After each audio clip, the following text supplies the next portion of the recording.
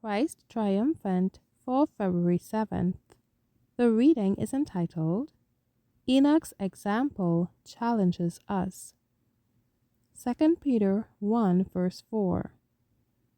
Whereby are given unto us exceeding great and precious promises, that by these ye might be partakers of the divine nature, having escaped the corruption that is in the world through lust. It was no easier for Enoch to live a righteous life in his day than it is for us at the present time.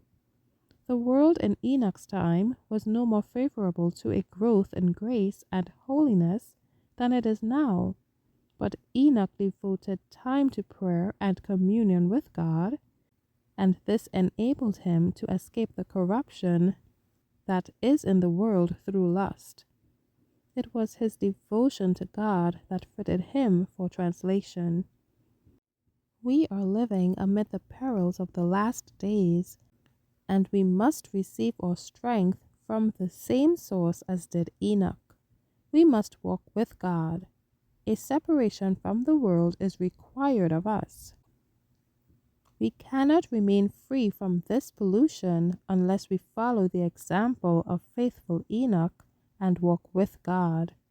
But how many are slaves to the lust of the flesh, and the lust of the eye, and the pride of life? This is the reason they are not partakers of the divine nature, and do not escape the corruption that is in the world through lust. They are serving and honoring self. Their constant study is, what shall I eat, what shall I drink, and wherewithal shall I be clothed? Many talk of sacrifice when they do not know what sacrifice is. They have not tasted its first draught. They talk of the cross of Christ. They profess the faith, but they have no experience in self-denial, lifting the cross and bearing it after their Lord.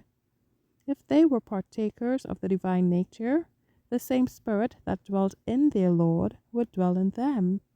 The same tenderness and love, the same pity and compassion would be manifested in their lives. They would not wait to have the needy and unfortunate come to them, and would be entreated to feel their woes. It would be as natural for them to aid the needy and minister to their wants as it was for Christ to go about doing good. Every man, woman, and youth who professes the religion of Christ should realize the responsibility resting upon them. All should feel that this is an individual work, an individual warfare, an individual preaching of Christ in the daily practice. If each would realize this and take hold of the work, we should be mighty as an army with banners.